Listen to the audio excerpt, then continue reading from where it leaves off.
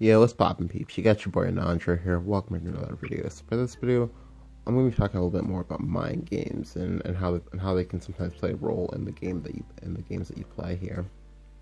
So if you don't know, like mind games you can play a lot of different mind games on your opponent now.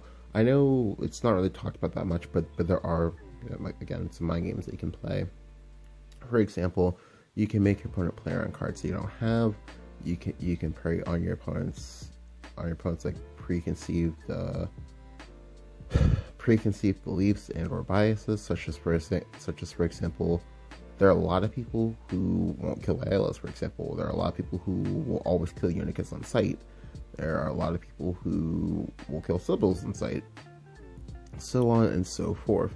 And a lot of times you don't need to. Like, you just straight up don't need to. A lot of times you can ignore it. Like, for example, I've had games where I've almost lost versus force points because they've been like ignoring my Sibyls. Because Roach is pretty good at doing that sometimes. I've had games where I've won because I've played out a Unica and my opponent just like choked and they decided to kill it instead of making trades because they really did not want me to heal for that 2 damage, and sometimes that's enough for you to win. So this is the current list I'm using. It's not really my. I mean, like, I have a similar list, but the list strip is straight up like isn't mine. But we'll talk about that later.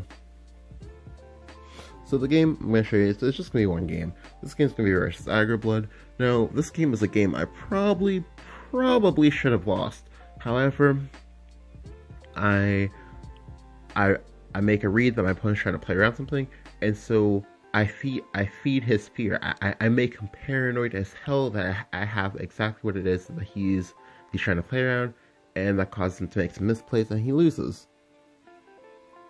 So I'm going second. Now I'm versus Aggro Blood. You do not want to be going second versus Aggro Blood, unless of course your hand is like Blazing Breath, like Breath of Sodman or something like that.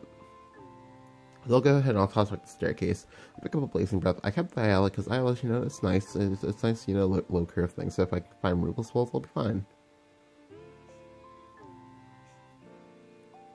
So he passed on turn 1, which is good for me because that means he missed his turn 1 play. I pick up a second Ayla. Ayla is very good because it's a low drop creature.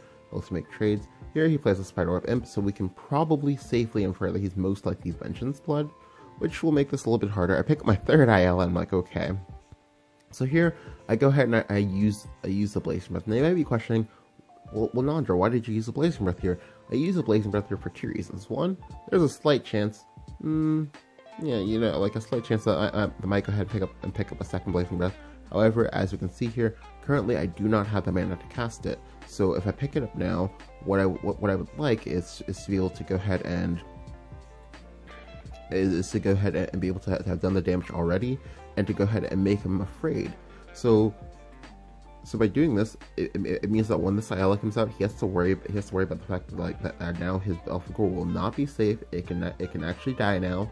So he might actually decide to play out another ward if he has it. This is good for me because another ward means less damage overall. He can't play out the Disagreeable Demon because the Disagreeable Demon will just go ahead and be additional face damage. But instead he goes Bloodfifth Flowerbed and just goes in. So I'm gonna eat a lot of damage for this game. A lot of damage. I do in fact pick up the second Blazing Breath, and this is good for me because again, I've bought myself the space that mana by using the mana earlier. So ordinarily the play I would like to go, which would be Blazing Breath, Ayla, Evo. That's ordinarily 5 mana. I don't have 5 mana, so because I've already paid for that in advance, I'm now going to get rewarded for it. Here he plays the Urias. Now the Urias play is terrifying for me because I'm still going to eat a lot of damage, like as I said before. So I'll go ahead and I'll use the Blazing Breath first. I'll go ahead and trade here.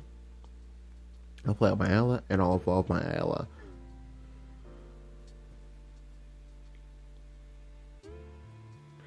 So now, I have 6 damage in play. He's going to be going down to 11.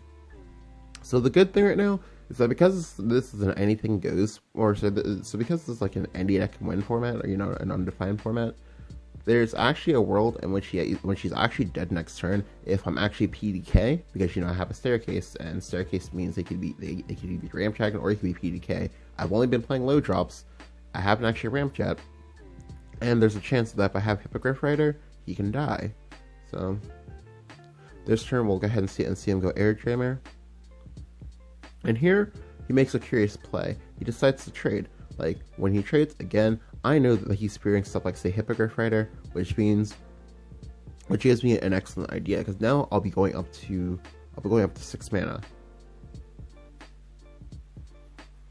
I take 1 more damage from the Bloodfed Flower Bed. Again, I feel like he should have just done the damage phase. If he did the damage phase, I'm now suddenly at 3. But again, it's at this point that I had the excellent idea that I have, which is, okay, you're afraid about dying. Let's go ahead and keep you afraid about dying the rest of this game. So what I'm going to do here is I'm going to make a very, very heads up play. I want my staircase to pop. I need my staircase to pop, so this way I can put additional fear into his head. So what I'll do here is I'll go ahead and trade. This will put me into overflow. It won't give me mana, but that's fine. I don't need the extra mana. Well, I don't need the untapped mana. What I need is I just need to be in overflow so I can clear this. It's important that I clear this, so this way I don't get set him into vengeance. It's very, very important that I keep him out of vengeance, because this way it means that he'll now need to have Razor Claw or Implanter plus Dark General in order to kill me. So right now I can play around those, so I want to go ahead and play around those. So now what I'll do is I'll go ahead and I'll play the Dragoon Sight there. I'll go ahead and trade. The reason why I'm trading here is so this way I guarantee to pop my staircase. Now, I don't know definitively whether or not he will or will not pop my staircase for me. I can assume that he might, but I want to go ahead and take the option out of his hands. So I'll go ahead and trade. And then for the coup de grace, I will go ahead and I'll play Ayala. So here I'll go ahead and make a very, very interesting play to you guys. So I know a lot of times people talk about how your evolves are only used for pushing face damage, but here I'm not using the evolve for the face damage. What I'm using the evolve for is for the mind games. So I'll go ahead and I'll evolve the Ayala.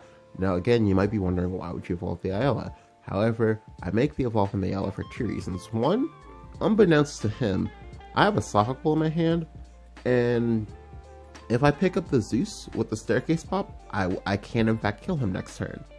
However, what I'm actually aiming for, the real reason why I'm doing this, is because I know he's afraid of dying. I know that he's afraid of Forte. So I'm going to put additional fear into his head. I'm going to make him think that, oh my god, he's gonna play Forte next turn. He's gonna evolve the Forte and kill me, because Forte Evo and Zeus Evo are both 7 damage.